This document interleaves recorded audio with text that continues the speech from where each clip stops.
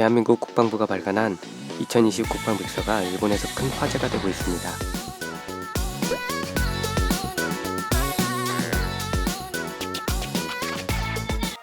(2021년 2월 2일) 대한민국 국방부가 2020 국방백서를 발간하자 일본에서 난리가 났습니다.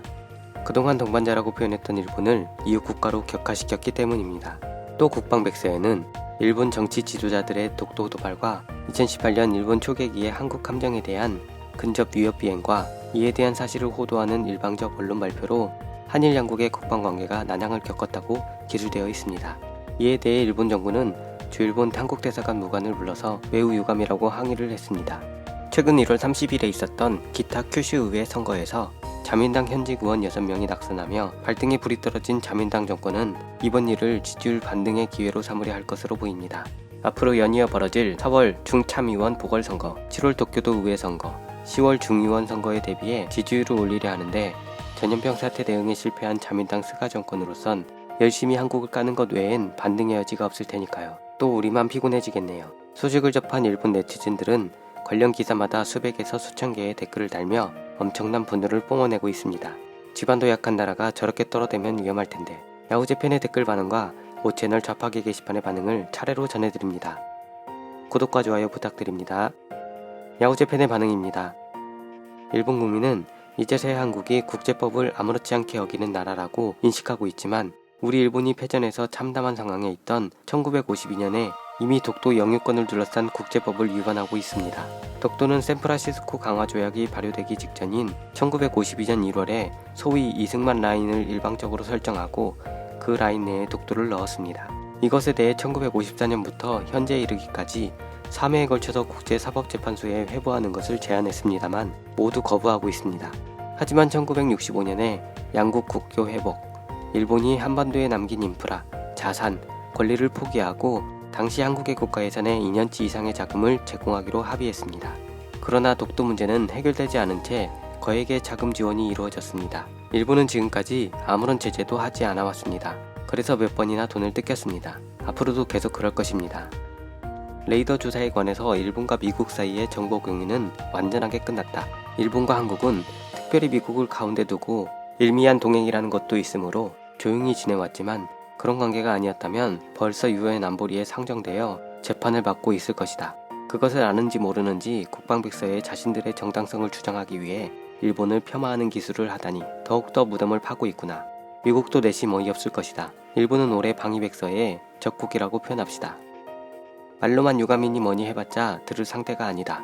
저 나라에는 실효적으로 경제를 궁지로 몰아붙이고 국민들이 몸으로 느낄 정도가 돼야 제대로 통할 것이다.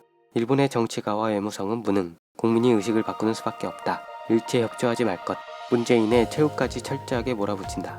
그것이 차기 정권과 국민을 각성시키는 유일한 방법. 레이더 조사 당시 북의 선박과 무엇을 했는지 은폐하기 위해 일본을 나쁜 놈으로 만든 것으로 알고 있다. 우리는 절대로 이런 것을 허용해서는 안 된다. 녀석들은 머리가 나빠. 이 정도까지는 해도 괜찮다며 점점 의시될 것이 확실하다. 애초에 레이더를 조사한 자체가 지금까지 허술한 대응만 했던 결과다. 항의뿐만 아니라 실제 피해를 주는 제재를 가해야 합니다. 아니 이제 이웃나라는 무슨 말을 해도 소용이 없잖아. 상식적인 생각 같은 것도 그냥 다르고 애초에 일본이 통치하지 않았다면 지금쯤 북조선과 같은 길을 갔을 나라이고 알아들을 리가 없어. 무시하는 것이 제일. 그리고 관계 단절을 바람. 항의를 해도 아무 소용이 없는 것이 아닐까요?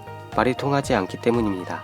잠자코 행동으로 보여주는 게 가장 효과적이라고 생각해요. 부디 행동으로 보여주시길 부탁드립니다. 레이더 조사를 통해 일본 정부도 잘 알 수 있었겠죠. 아무리 호의를 보여도 소용없는 상대가 있어요. 한국의 상황은 스스로 자신의 목을 졸라 문장은 꼼짝도 할 수 없는 상태네요. 레이더에 대해 사실을 속였다 라고 쓰여있는 것 같은데 말도 안 되고 너무 심하다. 그때 애매하게 끝낸 일본도 나쁘다. 너무 오랫동안 일본이 저쪽의 만만한 얼굴로 대응한 것에 대한 대가를 치르고 있는 것입니다.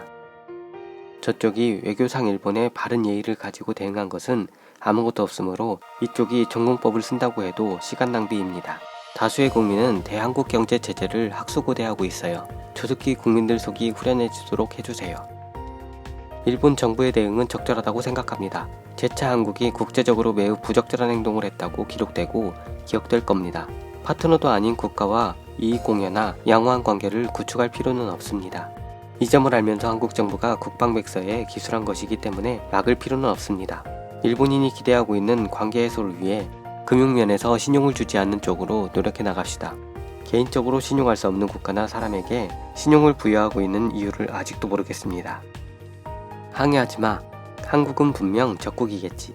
한국과의 군사협력, 이렇게 어리석은 정책이라니. 한국을 대상으로 한 방위력을 강화하고 도난당한 독도를 탈환해야 한다. 한국이 얼마나 못 믿을 동맹인지 분명해졌다고 생각해. 앞으로도 친중, 친북의 반일이라는 것이 확실하니 일본과 미국이 한국을 조여야 한다. 입헌민주당과 공산당은 야당 공동투쟁으로 정권교체를 말하는데 한국이나 중국에 대한 대응은 제대로 생각하고 있는 것일까? 민주당이 집권할 때처럼 끔찍하게 되지 않을까? 믿을 수 있든 없든 일본과 한국은 동맹관계가 아닙니다. 미국과 동맹관계이기 때문에 미국이 주도해서 지소미아가 체결된 것입니다. 동맹국 미국이 어떻게 생각하든 오군이라고 생각하는데도 뒤에서 저격하는 무리와는 공동전선 같은 것은 펼칠 수 없다. 마음 놓고 돌아설 수가 없으니까. 이 녀석들은 골대도 수없이 이동시키고 불가역적인 합의조차 간단히 깨뜨리고 반세기가 넘은 기본조약까지도 태연히 약속을 어기는 녀석들이니까. 결정한 것을 전혀 지킬 마음이 없는 상대이니 모두 허사할 수밖에 없다. 최근 또 일본을 이용할 목적으로 다가오고 있는데 상대할 필요 없음. 적어도 약속을 이행할 때까지는 지금까지와 같이 철저히 무시하면 되고 잘하면 흐름을 타고 당교까지 가면 더욱 좋다. 방위성도 저쪽과 마찬가지로 한국을 주적의 일부로 인식한다고 선언하는 것이 좋습니다. 한국의 지대지 미사일 위협에 대한 대응도 쉬워집니다. 듣기 좋은 말로 얼버무리는 것은 정치에 맡기고 실무진은 확실하게 준비해 주었으면 합니다.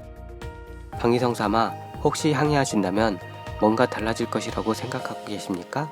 그 점에 대해 가장 잘 아시리라 생각합니다. 이런 항의까지도 상대방 입장에서는 이미 예측하고 있는 것입니다. 또 상대에게 얕보이고 있습니다. 상대를 바꾸려면 자신부터 변하세요. 이런 일에 왜 항의 성명 따위가 필요한가? 조용히 일본 측의 대응을 검토하면 되는 것이다. 반응해도 소용없다. 앞으로 더욱 어려운 상황이 될 것이 뻔하다. 필요한 미사일 배치를 서둘러야 한다. 5채널 좌파계 게시판의 반응입니다. 한국 국방백서, 일본을 파트너에서 이웃나라로 격하. 일본 따위는 하찮은 소국이다. 그거네. 오히려 지금까지 파트너 취급해 주었었다니. 바이든에게 혼날 텐데, 크크. 그건 트집을 잡아서 갑자기 무역을 중지하거나 군사 레이드로 갑자기 영상 증거도 없이 자극하거나 한국에서는 일본 학교를 허용하고 있는데 차별의식을 보이며 한국 학교는 거부하고 사법에 대한 이야기를 정부나 국가의 트집을 잡거나 위안부, 징용공 문제는 정색을 하거나 분노하고 탄광세계유산의 결정도 지키지 않고 무조건 징용공 따윈 없었다 라고 하니까 경제도 약해지고 있고 파트너로서 가치가 없잖아. 이제 일본은 앞질렀으니 볼 일이 없잖아. 이제 남은 것도 없고. 지금까지 고마웠어. 한국은 항공모함 같은 것을 만드는 것 같은데 어디에서 항공모함을 쓰려는 거지? 아, 난 내두익 아냐. 내두익 싫어. 자민당은 더 싫고 그냥 한국의 항공모함은 어디에 사용하는 건지 너무 궁금해서. 한국해에서 쓰겠지? 항구에 정박해서 이벤트에 쓰려는 거야. 어차피 오바마 때처럼 엉덩이 걷어차이고 억지로 악수해야 되니까 그만두는 게 좋을 텐데. 어떻게 봐도 파트너에 대한 태도가 아니었잖아. 한국시는. 그야 상대가 파트너라고 생각하지 않으니까 당연하지. 지금까지 파트너였던 것에 놀라고 어쩐지 내두익들이 발광을 하더라. 일본은 정말로 세계에서 지위가 몰락했네. 그것을 인정하지 않는 게 일본인 자신이란 것이 더욱 몰락을 가속시키고 있다. 그건 아니죠 형. 이런 것까지 일본을 따라할 필요는 없는데. 서로 친한 척하는 건 그만둬. 서로 접하지 않으면 싸우지 않아도 되니까. 그것이 서로에게 진정한 윈윈이다. 지금까지 고마웠어 형. 실제론 오염국이라고 쓰여있죠? 앞으로 바이든 정권이 스가에게 한국의 위안부와 징용공 문제 등을 사죄하고 배상하도록 압력을 가할 것이라는 전망으로 입장을 명확하게 하겠다는 것. 공산화의 방파제로 중요한 나라라고 생각했는데 엄한 곳에서 바보 취급을 당하니 분하네. 작년 7월 일본 방위성이 발표한 20년판 방위백서에도 한국과의 폭넓은 협력이라는 기술이 삭제되어 있었다. 사이가 안 좋아. 진심으로 중국에 대항할 생각이라면 한국과는 사이좋게 지내는 것이 좋을 텐데 자민당과 내두이긴 하는 짓은 의미를 모르겠네. 형 도대체 왜? 오늘 소식은 여기까지입니다. 시청해주셔서 대단히 감사합니다.